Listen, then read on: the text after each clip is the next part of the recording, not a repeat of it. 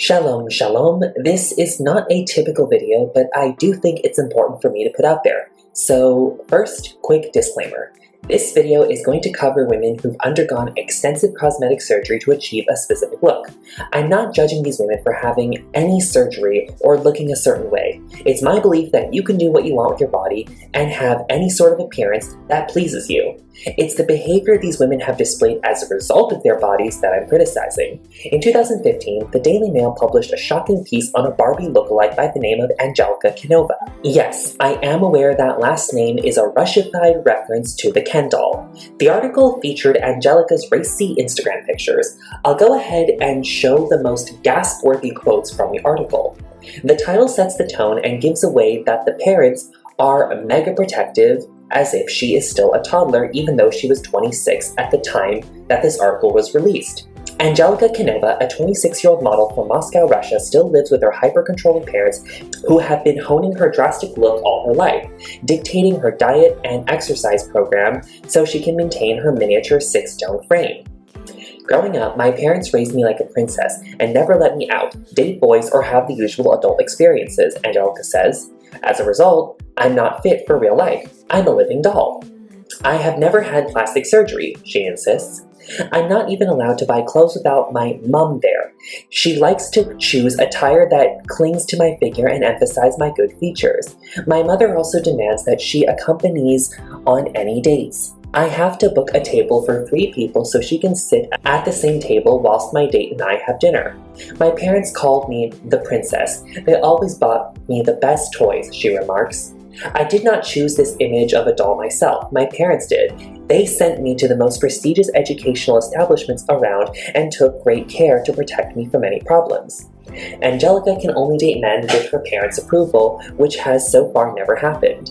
Given how old I am, I should be independent, but my parents insist I still live with them. I understand that it's bad that my mother accompanies me on dates with me, and I should be independent by now, but I just can't. I also like men who are not vain or absorbed in their appearance. That is very unattractive. My future husband will be very career-driven too.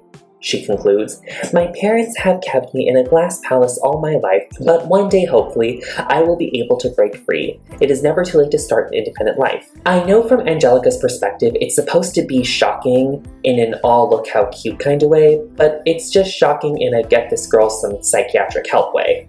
And I guess their parents too. I think the intended reaction of the article is for the reader to come away with the same sensation as meeting a Disney princess actor in real life, at Disneyland. You know it's a show, but are still supposed to be awestruck at the performance. All I came away with was the fact that this woman glorified child abuse. She described parents not letting their daughter become an adult enough to make her own romantic decisions. From Angelica's perspective, she was just too damn precious for anything bad to happen to her, and by bad, in that family, seems to be anything less than constantly pampered 24/7. But to me, she was passing herself off as her parents not wanting her to mentally mature past a rom-com obsessed middle schooler. The fact she glorified privileged ignorance while taking extremely sexual pictures is even more off-putting. So upon reading that article, I can confidently say I don't buy a word of it. I think everything Angelica or her PR team said is a massive lie. I think this Daily Mail article was just another step in achieving a social media career that Angelica had been working towards for a few years. I'm not bringing up Angelica because I want to rip apart a girl that's trying to build a brand off a very dumb version of vanity, though I will enjoy doing that in the process. I noticed what Angelica has done is a common thing in her community. What I mean by community is the living doll people. The most famous or infamous figure of this community is Valeria Lukayanova, and there's a ton of material on her out there. But in truth, replicating your biological look to resemble a doll started long before Valeria. The living doll community couldn't be a thing without the cosplaying community that came before it. Although doll replication wasn't the main focus of the cosplaying community, a doll aesthetic did become an accidental outcome. The most popular genre of cosplaying was, and still is, anime characters, and doll-like features became a staple in the final looks. Eventually, looking like a doll not related to a fictional character in manga or anime became a sub-branch of cosplaying.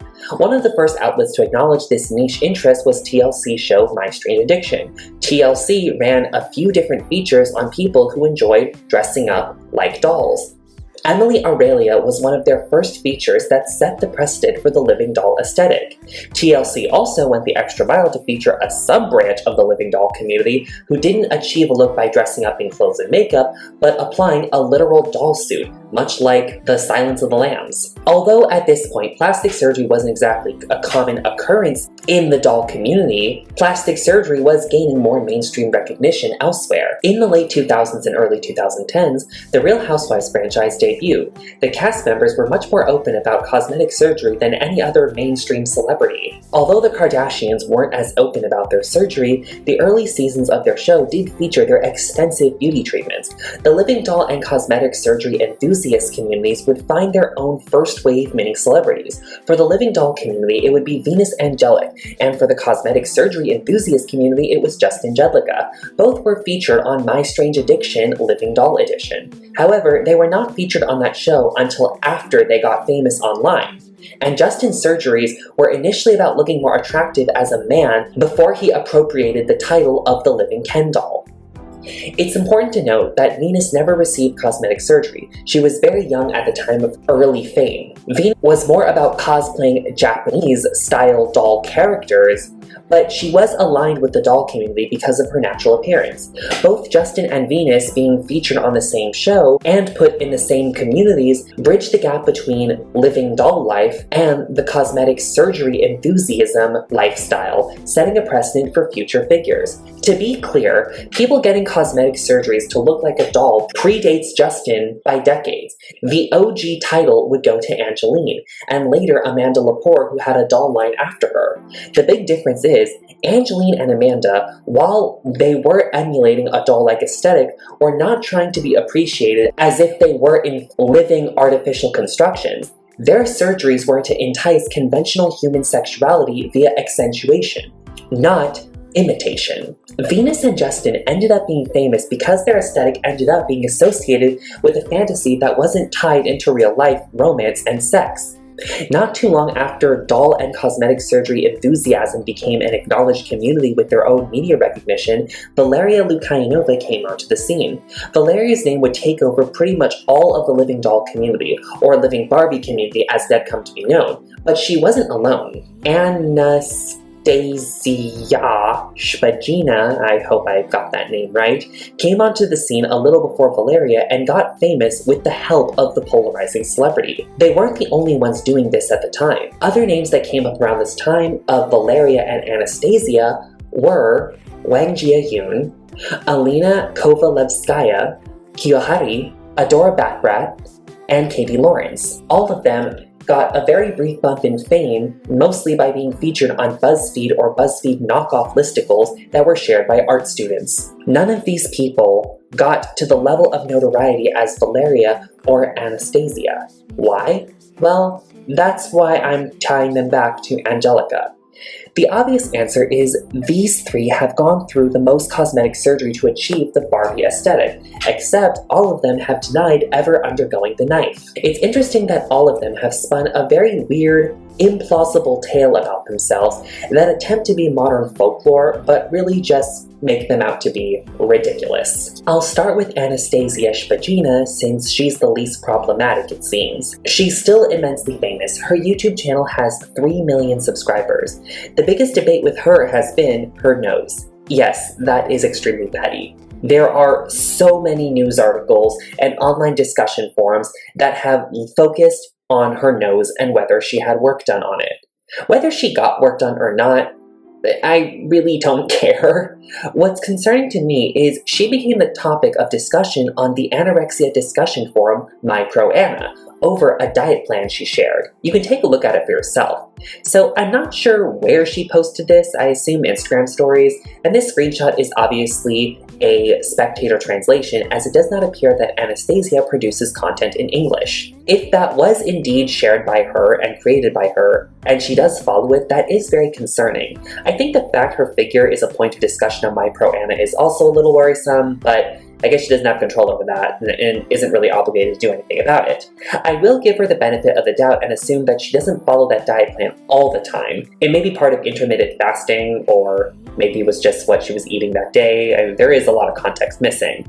But damn, she needs to be aware if she is famous for her body type, she can't let misleading or miscontextualized information like this spread about her.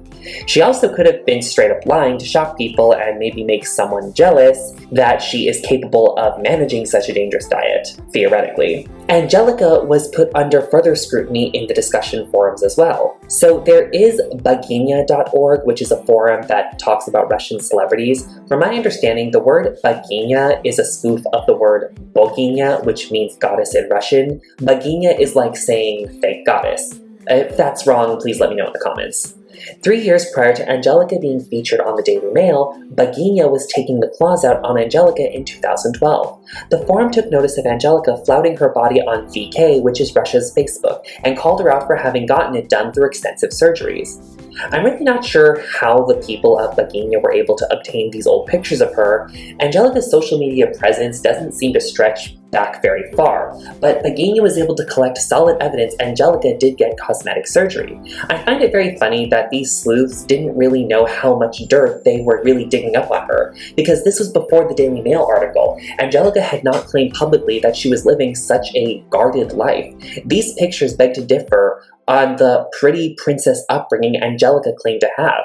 These just look like your average young woman having a fun night out like the rest of the world. And what's with the story of needing parents' approval to date boys? That hadn't happened because no man ever met her parents' standard. Looks like she's getting well acquainted with some boys here. I don't see much parental chaperoning happening here. And I'm sure her future self would not have approved. Okay, so Angelica's online presence and her push to fame is a little mysterious and hard to track. Nothing really dates back before 2012. She might have had a lot of content wiped. I'm not sure. Her primary platform is Instagram, and she's growing on TikTok quite a bit considerably. She has a YouTube channel, but not much is on there. However, I found she had another YouTube channel that started in 2012, which coincides when she launched her other social medias. And there is one video that is interesting. It looks to be a trailer for a Russian news story she was featured in. I had it translated into English. It seems the news story Angelica was in is similar to TLC's My Strange Addiction, Living Doll Edition, and it wasn't solely about her. А героини нашей итоговой программы на форумах по нанотехнологиям, скорее всего, бы заскучали. Сошли с ума от Барби, одна из тем пятничного эфира. Была девочка, а превратилась в куклу. Мне так часто говорят, что я похожа на куклу Барби. Я считала ее идеальной. Это вам не игрушки. Почему идеалом женщины стал кусок пластмассы? Изначально она была сделана такой достаточно пышной женщиной. Попытаюсь одеть туфельки от Лабутена. Смеетесь. Лабутен в прошлом году сделал коллекцию обуви для куклы Барби. Над ней же работали стилисты, визажисты, дизайнеры известные. У них же должен быть вкус. I couldn't figure out who that guy is, but it appears to be a Barbie collector of some sorts. It seems Angelica was featured in a story about people with a passion for Mattel and the Barbie franchise in various ways. That news story probably led to traffic to her VK account. Then, when she got enough attention online for the Daily Mail to catch sight of her, she pushed through with that ridiculous story of her upbringing. That Daily Mail article would have likely given her a bump in Instagram followers, which she uses as her primary platform today. I honestly find what she did gross. She used the doll collecting community to build a personal brand. Doll collecting is extremely personal to many people. Kids who don't have a lot of friends turns to dolls to have company. Mattel fans invest heavily in the Mattel universe to make their lives feel better. It's interesting how Angelica evolved her social media presence. She made herself out to be a Mattel lover when it really was about becoming a somewhat of a fetish model. If you look at her early Instagram, she features dolls much more. Actual dolls, by the way. And her newly renovated body in separate posts. She made herself out to be a doll collecting enthusiast, then abandoned the doll post just for her body. But why did she have to come up with that stupid backstory? My parents kept me locked in a tower is a far cry from I love Barbie Roberts the character so much. I think by 2015, the market for Barbie lookalikes was very saturated, and when the Daily Mail wanted to do a feature on her, she came up with that story, so she couldn't be written off as a plastic surgery cosplayer. Quick footnote, Boginya has also had some drama with Valeria Lukainova. I don't want to spend too much time on Valeria because her craziness has been covered online for almost a decade. Allegedly, Valeria sent a legal team after Boginya because they exposed her for making fake troll accounts to bully herself for the sake of sympathy. Ironic because Valeria once branded herself as a spiritual healer. Very enlightened, wow. So all three had similar behavior in lying and making up fantastical stories about how they got to the way they looked, or just the lives they lived in general. I really don't think anybody buys what they have to say about themselves. I really don't think any of them care if anyone actually believes what they say. It's interesting that once they got their bodies, they associated the fantasy appearance with making up a fantasy life that completely defies important morals. Angelica pushed this scary backstory that sounds a lot like Stockholm Syndrome. The girl with the unnecessary Y in the English translation of her name nonchalantly put out a diet plan that's dangerous without putting out a disclaimer that people who want to look like her should consult a dietitian and nutritionist. And Valeria, like I said, isn't really worth covering all the craziness she's done, but the worst thing to me, she said, was making a derogatory comment against mixed-race people in a Vice News article. They all went the extra mile to get those bodies, which is fine. Hustle for those rubles, girl. But they also act as if going the extra mile with those bodies gives them permission to do the same with general, basic human values. That's my biggest issue with them. The permission to make up a new set of beliefs to go with a specific type of appearance is very dangerous, and it's the mentality that fuels pro-Ana. To be fair, if their pictures are being used for inspiration, that isn't their fault nor their responsibility. I do find it interesting they emulate the same thought patterns as people who struggle with body image issues, even if the living dolls themselves don't actually have such an illness. A fantasy life that completely forgets normal human behaviors. Although the fantasy Valeria, Anastasia, and Angelica vie for isn't as out of the box as people in the pro-Ana community, the pretend manipulation of human relations is just as strong.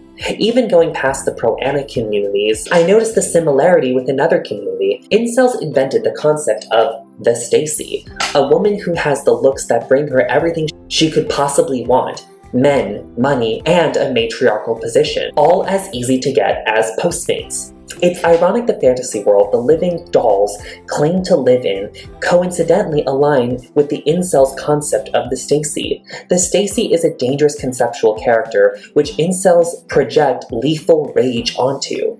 Like the pro-Ana community, incels use mental gymnastics to convince themselves a certain look has the power to curate a universe with alternate morals. No, incels aren't the responsibility of these ladies, but I think it's telling they thrive off the same toxic world twisting that incels use. To be clear, there's nothing wrong with wanting to live a fantasy life. There's nothing wrong with building a brand off a fantasy appearance, but it's the fact they fight so hard to keep away any human authenticity for their brands that honestly is so worrisome. It's interesting because the very thing that inspired their looks, Barbie herself, is now working hard to relate everything admired about her to real-world issues. I think being a true living Barbie would emulate the joy that Barbie brings to children, like friendship, imagination, and play. But I think these girls will always be an embodiment of a time when people were fascinated with being inhuman. The late 2000s and early 2010s was a time which journalism changed forever, thanks to powerhouse outlets like BuzzFeed, Huffington Post, The Cut, Refinery29, The Drudge Report, Salon, Vice, and Vox. I would say these outlets not only changed the style of journalism, as in the writing style, but also the kinds of stories that people are interested in. Since Facebook was a big booster of these platforms, the place which you are looking at average people, stories of just average lives, becomes prevalent. Thus, people are more attracted to stories that are not exactly of average people doing average things, but more so closer to the realities we live in than celebrities.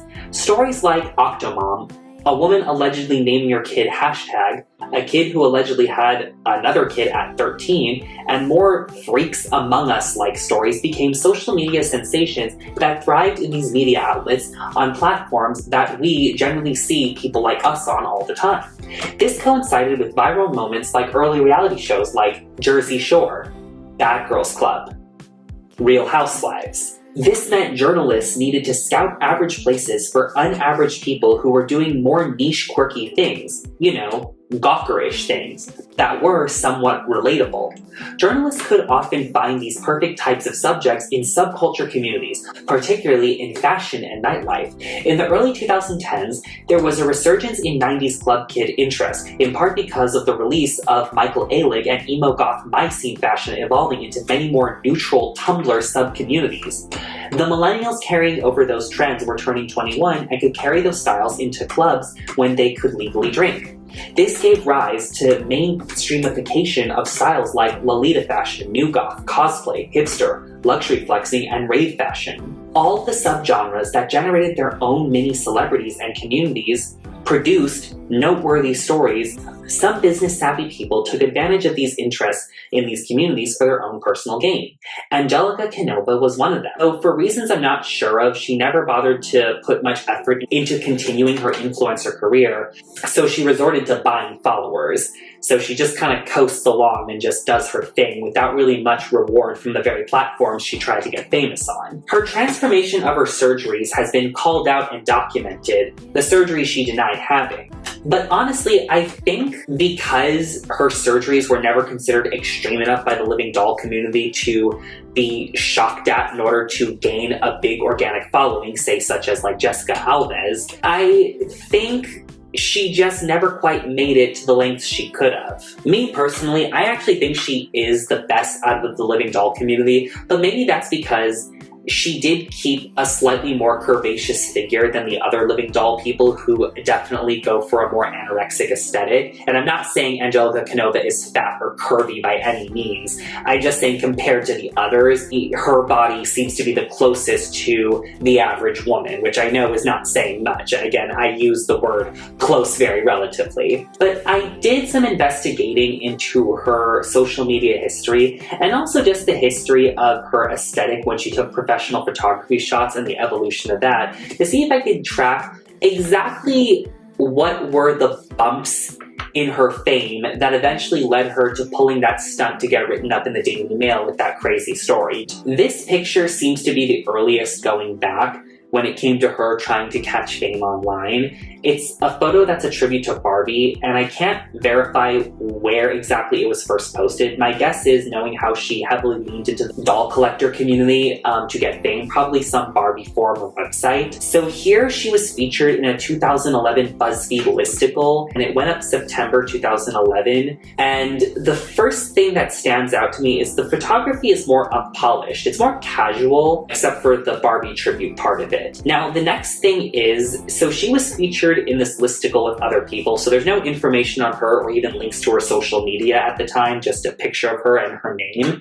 But I can tell you, this BuzzFeed article, I think she bought views on it in order to promote herself, knowing her history of buying followers. Notice this, in the Wayback Machine, the BuzzFeed article has about 100 comments against 12,000 views. So that's a rather large discrepancy, and not impossible though. But then look at the comment section. They're all copy and pasted the same thing. She probably paid a team to boost the engagement on this BuzzFeed post she was featured in order to help farther her online fame.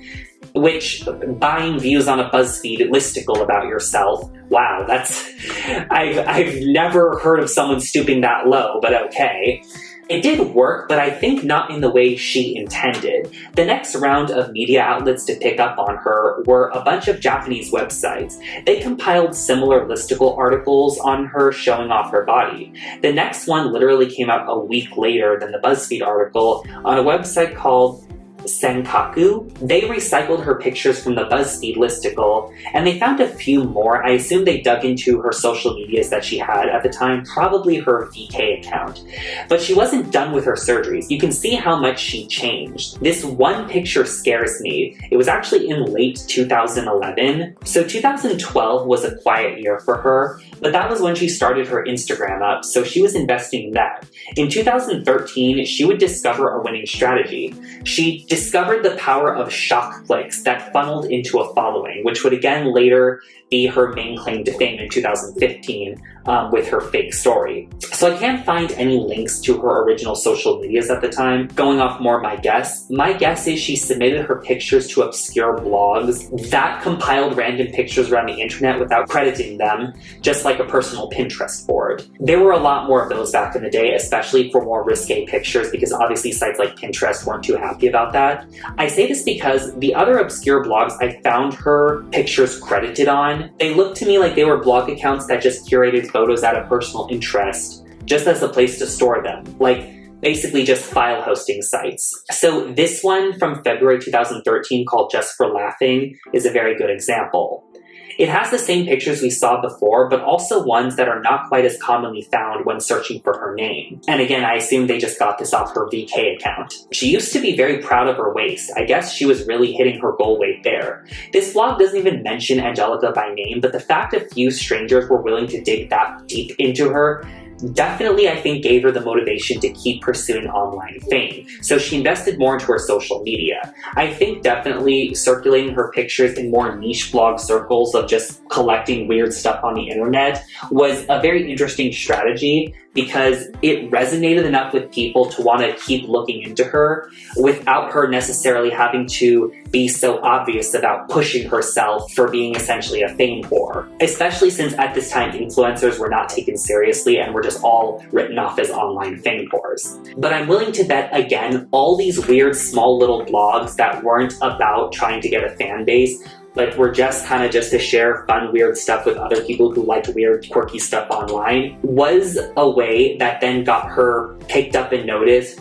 by other more legit media outlets that also were trying to target the same kind of audience. And the next one to do that would be The Chive. Do you remember The Chive? It was an even cheaper media outlet, and I use the term media outlet very generously, than BuzzFeed, Gawker, Wired, XOJane, Page Six, The Onion, and a bunch more outlets that your college friends like to share on their Facebooks back in the early 2010s. The Chive has been and still is a meme curation site, just reporting on the lowest level of humor on the internet. So basically stuff a little bit better than your classic grumpy cat meme. So a more editorial version of your drunken party friends' Twitter feed. The Chive actually did a whole article on Angelica Kenova in 2013, and this had to have helped boost her socials. I think each website that mocked her, whether it was a small blog or maybe a more breezy media outlet like The Chive or BuzzFeed, it helped give her small bumps. And even though they were mocking her, it was still generating a decent amount of traffic out of curiosity follows, which is something I think she intended from the very beginning. It just took a long time. For example, she opened her Twitter in 2014 and gained 800 followers pretty quickly. I know that's not much considering those were just fans that wanted to still gawk at her figure, but still, it is pretty good considering that she wasn't really consistently posting herself at this time.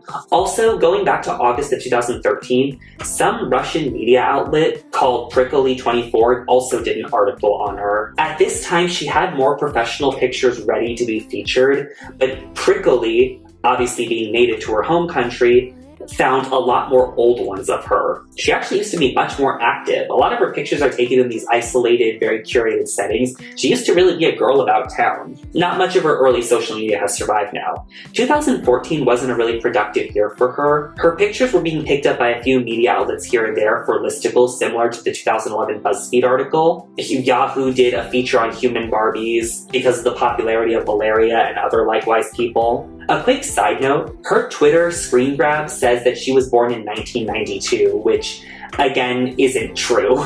So there's still a lag between her last 15 minutes of fame and then the Daily Mail that really got her the crazy attention she was going after for years. And I don't believe an outlet like the Daily Mail just combs through social media to find human Barbies to write about. But I do think in part why she came up with her ridiculous backstory of growing up like a literal princess locked in a tower was out of the fact her pictures alone weren't enough to boost her image. And I said because she didn't go very extreme with her surgeries. And I know this is super subjective. A lot of people will say she is. I'm just saying compared to other living Barbie people, she was the less extreme aesthetic. And please, I'm not saying that getting boob implants and butt implants and all that stuff isn't considered extreme. So just to be clear, I'm just talking about in context of the community, which yes, you could argue has an issue with cosmetic surgery, but we can talk about that some other time. So I think she just needed to add a crazy personality to give her that bump. So the first time she actually gave a little bit more information about herself,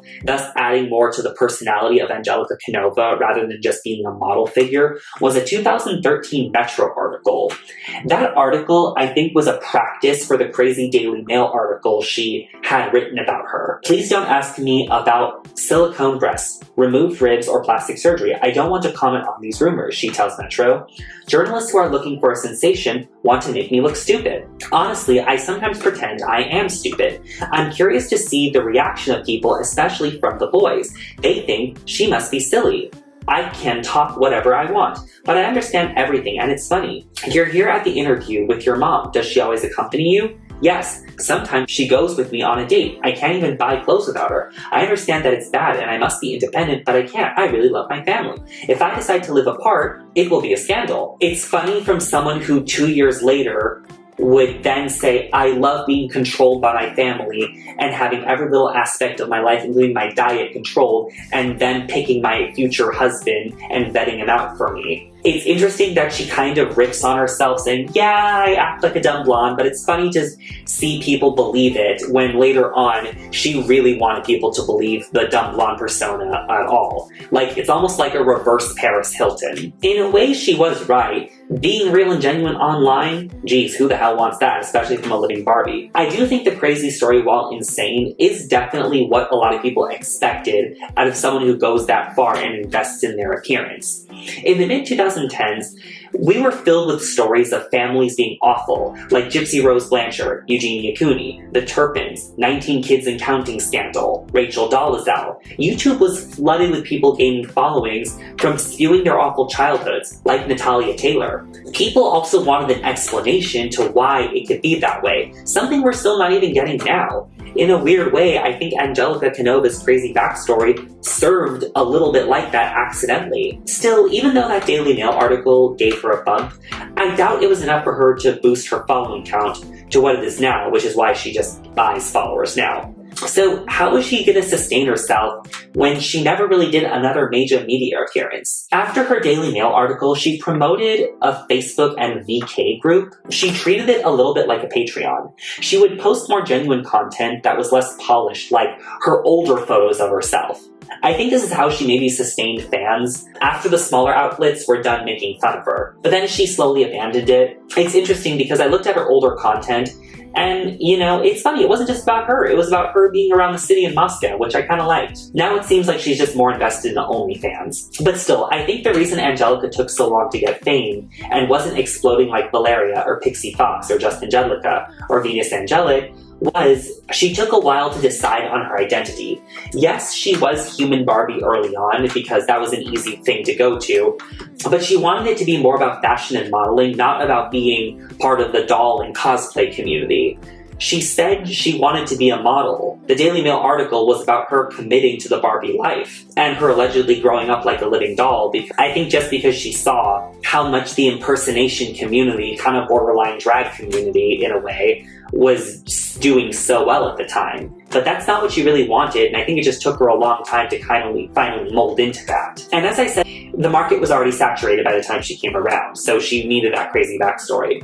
Looking at her Facebook group posts, the older pictures of her, I think Angelica wanted to be more of like a Sex in the City figure but in Moscow, or a fashion influencer. But that just wasn't happening, it didn't cut it. It's too bad because it's clear she had some ambition. She was working at viral fame even way longer than Valeria was, only to accidentally fall into it years after carefully adjusting the way she marketed herself. It's not too late for her to do something creative now, but I also think that she's stuck in a time when content is pretty much just not about what you do, but who you are. Well, she loves Putin, so her country needs her more than ever. Show the men what you're fighting for, Angelica. Show the men.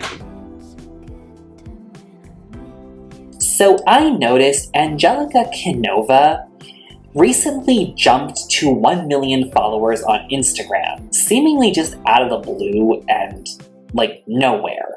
I couldn't find an explanation why, because she had been hovering around 500,000 for quite a bit of time.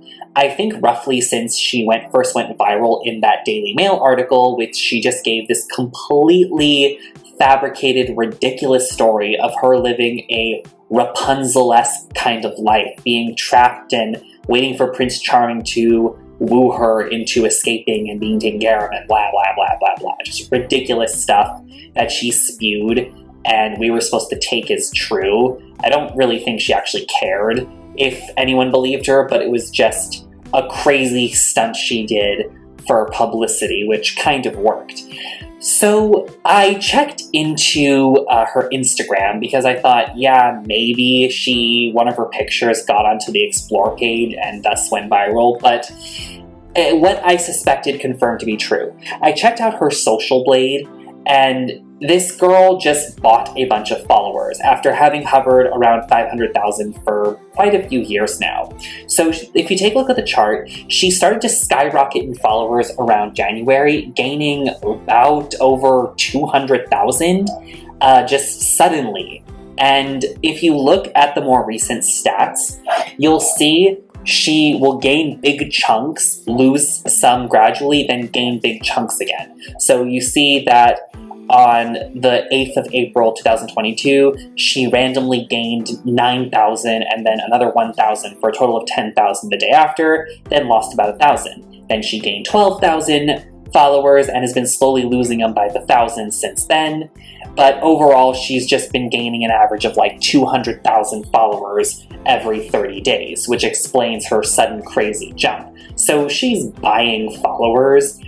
And I kept thinking, why? Why does she need to do this? Why does she feel the need to do this? I wondered, what does she do for a living? How does she make money if she does? Granted, I do not know how the creator economy works in Russia, but I'm assuming, same as here, 500,000 followers isn't enough to make a decent living, especially where she lives in Moscow. I doubt she lives in like a ghetto part of it.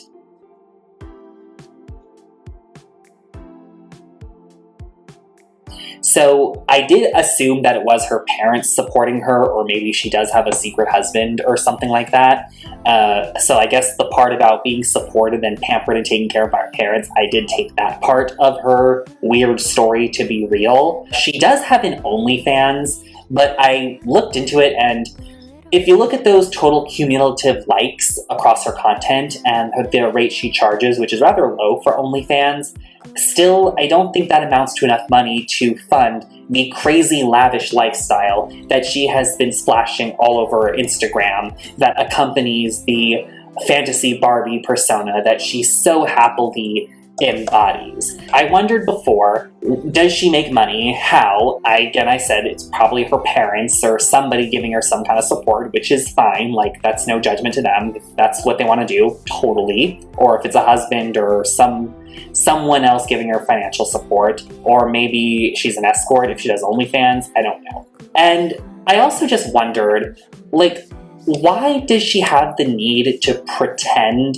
that she's more famous than she is? Because what struck me strange about Angelica is she never really seemed to care to become a legitimate career influencer. So what do I mean by that? So obviously she likes, having recognition for her appearance and having a little bit of fame. And there is nothing wrong with that.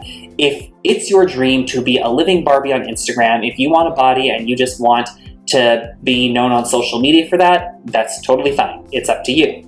But Angelica never seemed to show any interest in reaching the heights of a social media influencer that someone known for their appearance could reach, much like her counterpart Valeria Lukianova or just other people who expanded. And what do I mean by expanded? I'm talking about brand deals. I'm talking about collaborations, sponsorships. She doesn't have any of that on her Instagram at all. She didn't before she bought the followers. She didn't seem interested in building out her content on other platforms like YouTube or somewhere else in order to just overall expand her recognition, gain more recognition and fame, become known for more than just pictures, thus creating some more lasting, sustainable internet presence. And again, if you just want to stick to Instagram, again, it's totally fine. I just found it very interesting that she really went to crazy lengths to fabricate that crazy story the Daily Mail picked on after she had been trying to get famous online for some bit of time,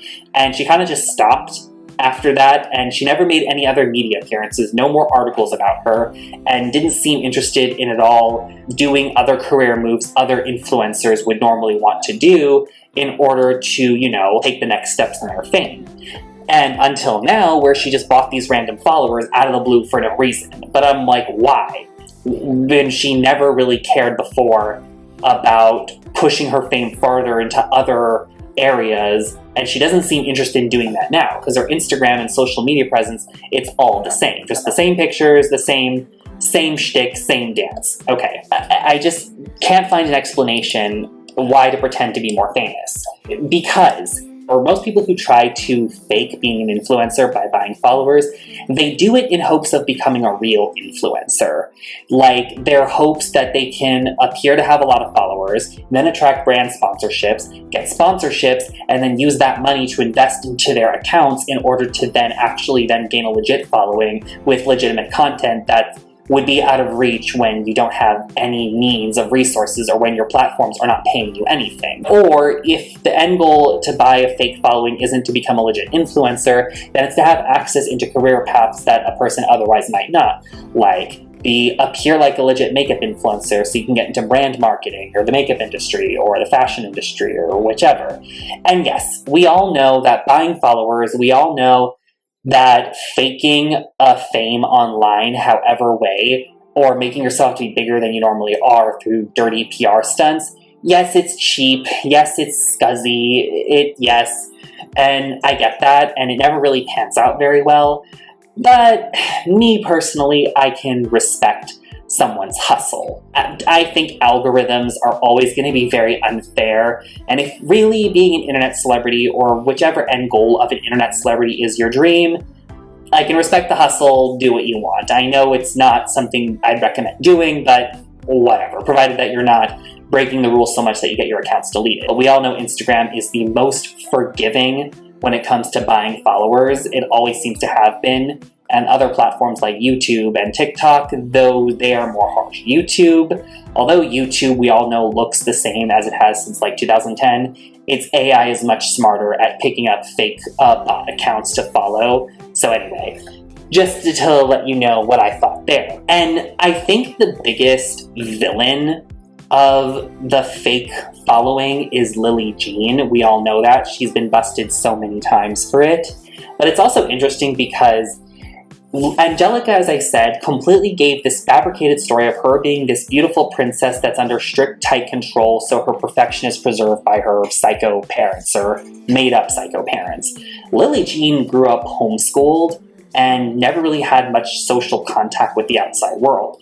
And Lily Jean has not been very likable, even in her fake social media presence. She just can't conceal her real-life faults. I think Lily Jean is the more realistic outcome of the fake childhood Angelica claimed to have had, which I think was more Lily Jean's real childhood, being so guarded and protected. There's a lot of videos on Lily Jean. Those two should be friends. That's kind of interesting. So anyway, back to Angelica's suddenly wanting more fame or appearing to have more fame for no reason at all when she's just doing the same old stuff and not going to be using that fake following for something else. Even if she did want to get brand deals now, I doubt that's the case. This isn't the way, because any basic PR intern is going to see that this 1 million following they aren't legit customers, so there's no point in investing in her. So my question is, what's going on? Why does she feel she needs to do this? What does she personally get out of seeing that 1 million number when it doesn't really change her social media influencer life at all? She's still doing the same old stuff before. Is this all just to fuel her fantasy of being so famous and all? But again, if that's the case, what was wrong with the 500,000 and the pictures and everything? She's expanding the following number, but she doesn't care about expanding her actual brand of her, the person. So I don't know why she does what she does. Can somebody explain it? It's very strange.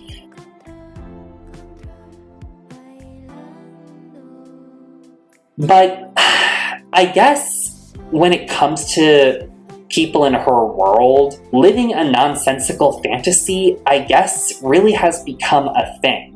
So I noticed that, as I said, Angelica Kenova took after the school of Valeria Lukianova. Well, now there's someone who's taken after the school of Angelica Kenova. So let's look into that because this is even more wild. We have another real-life Barbie who puts out this ridiculous story about herself that no one's gonna believe, and she knows no one's gonna believe. And somehow it gives her a little bit more bump in fame, but what she does with it, really nothing. So to highlight the major points from this another Daily Mail article, wow, these Daily Mail articles on Barbies really get the clicks. We have Yulia Krieger from Russia also, and she is also a real-life Barbie. So it's kind of similar to Angelica, only Yulia is in a more dangerous section of the body alteration space because she has a bad eating disorder, which she has used to troll the world through this Daily Mail article. So real-life Russian Barbie has hit back with fans who question if she was suffering from anorexia and all. She insists she does not have an eating disorder, but revealed she now weighs 6 stone 2 pounds for losing weight and admits she only eats once a day. However, experts have warned that she is jeopardizing her health, while one critic warned she has become a stick with pumped up boobs. So, okay, here's her picture. You can see, yeah, she's dangerously thin. Look at those hip bones. That's not good. Like, again, your body, you can do what you want to it. You want to be a Barbie, you want to get implants, like, totally cool. Unlike Angelica, she is putting her body at extreme harm, which is really dangerous. So I'm sorry, this isn't funny anymore like with Angelica. This is like really scary. And her just being a troll saying, oh, haters, yeah, what are you talking about? I'm fine. They believe my stupid story. I'm sorry, it's not funny anymore when you are killing yourself. Yulia, pictured on holiday in Russia at the end of last month, admitted that she had lost weight over the summer and now weighs 6 stones 2 pounds. Her recent snaps above have sparked comments from fans questioning if she's suffering from anorexia. Yulia, pictured in another holiday snap post on her Instagram account last month, has insisted she's not suffering from an eating disorder, but she has lost up to 6 pounds over the summer months. Posting on social media, she wrote, "There are such people who must comment on everything. Everything goes wrong for them. Effing people. They write 100 times that I have anorexia. Although I do not have problems with health like ladies with other sizes, and this kind of body shape is ideal for me." The model, whose Barbie-like pictures went viral last year, added, "I'm a vegetarian. I have not eaten meat for 7 years. Actually, I eat once a day, but everything I want to eat." Responding directly to the commenter who said she now looked like a stick, Yulia said, "Yes, it is better to have an inflatable ring for swimming than a waist like yours." She is so mean. Like, she's trolling people and yet she's taking their backlash seriously and offense to it. Like, she's not doing anything to convince people she doesn't have an eating disorder, and she knows that. But if she still gets offended when people get pissy with her, she's bad at this. Come on, at least Angelica took it in better stride. Posting her critics' photo, she added, "It is very important that you understand it." Yulia also claimed, "I do not abuse people with extra weight because they might have health problems, but it is stupid to write that I am skinny. But you are skinny and you know it, so what? Pick a lane, Yulia. What do you want? Do you want to be known for being the human Barbie with an eating disorder? Or do you want people to believe that this is just you being you and you're just living your best life as your totally natural self?" Because you can't be Barbie, which is known for being unnatural, and then also saying, "Oh, but I'm just being me." So, like, honey, pick a lane. And you can see in these pictures, like, this doesn't look healthy. She is really damaging her body. But Yulia insisted she is not suffering from an eating disorder, commenting, "There is a trend for big girls now. I don't know where it comes from. Don't play ignorant. Come on." See, like, she's like, what are you talking about? What's going on in the outside world? I'm just living my best life. I'm certainly not trying to shock anyone. You can see this picture, like, see? Those backbones, that's not good. That's not indicating she's treating her body well. "If I want to eat, I can eat at night, so what anorexia are you talking about?" Yulia said she even eats chips alongside her favorite broccoli and green beans. However, she explained that she avoids all alcohol and other fatty foods. "I am not a slave of food. This is why I get rid of extra kilos as soon as I put them on," she explained. I am 10 kilos bigger, it will be harder then. She added anorexia is a psychological problem in the first place, and only then it's psychological. Is she downplaying how bad psychological problems are? Like, what the hell? I do not punish myself for eating food. I am not starving, and I do not faint. My woman's health is fine too. Here's an older picture of her. These are older pictures. So these comments from non-doctors do not worry me. Yulia has previously denied that her vivid blue eyes were enhanced by colored contact lenses. The first time I got compared to Barbie was at school. She said, I wasn't surprised because it just means having a great look and symmetrical facial features. My God, that is like the worst case of trolling ever. But she's like legitimately doesn't like being called out that she's trolling. So sorry, that's part of the game. She's just not good at this. I really wonder, again, with Yulia, like, what's the point? What's the point of doing all this for 15 minutes of fame? Is it just the validation that you're so skinny and then you have it and you're good to move on? Because she appears to want to have a social media presence also. I will say though, her social media presence is much smaller. And again, I don't think she really invests in growing it other than just those basic like Instagram pictures. I think for her, her Instagram is more just like a personal mood board of inspiration for her ideal body as a reminder to keep it. But if so, what the hell was the point with that stupid article and her clapping back and making ridiculous claims? Because it's only going to get her called out more. Again, so my question is, why do people like Yulia and Angelica, why do they do this? Why are they trying to pretend that they have notoriety that doesn't even really exist? Is it to add an extra layer of excitement to their own personal social media presence and give it more meaning to themselves personally, like words of affirmation but only put in an article as an extension of just what they put out there? I don't know. I really don't know.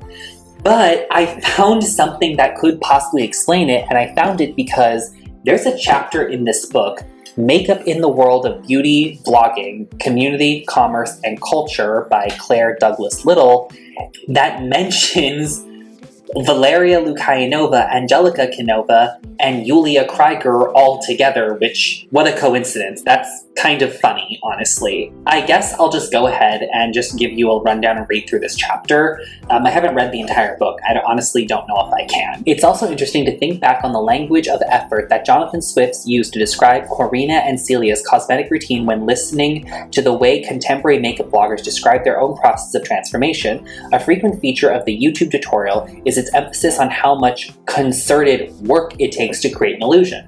A quick Google search for face contouring products, innumerable images of the female face carved up into shaded regions labeled in the words of the highlighter, blush, and contouring. These images literally and visibly inscribe the body with signs of illusion, reinforcing the narrative of a fixed subjectivity that always already exists beneath its various performances. In other words, rather than being released from a point of origin, the natural face, is always the starting point for the tutorial. The discursive and visual grammar of efforts functions as a sort of confession, reinforcing the idea that the made-up face is unnatural. The makeup blogger, by starting over with each video, beginning with the natural face, assuages anxieties that her intent is to deceive.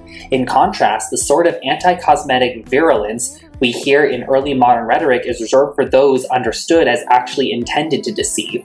For example, Ukrainian model, actor, singer Valeria Lukianova, Russian models Angelica Kenova and Yulia Krieger, and most recently German Paris Hearns have made headlines for spending excessive amounts of money on surgeries to turn their bodies into living Barbie dolls via breast implants, rib removal, and cosmetic surgeries to their noses and lips, and so forth. However, rather than being read as desirable bodies, their efforts are largely pathologized in mainstream culture. The difference is that the playfulness associated with the use of makeup and non-biomedical cosmetic technologies derives in part from their impermanence. Those using these technologies are not perceived as intent on hacking the phallocentric codes. Instead, they are understood as merely engaged in a type of innocuous role-playing, the temporariness of which assures others that beneath the performance of their real or natural subjectivity remains intact. So I take it that this means there is a new attraction to knowing someone is role-playing for the public.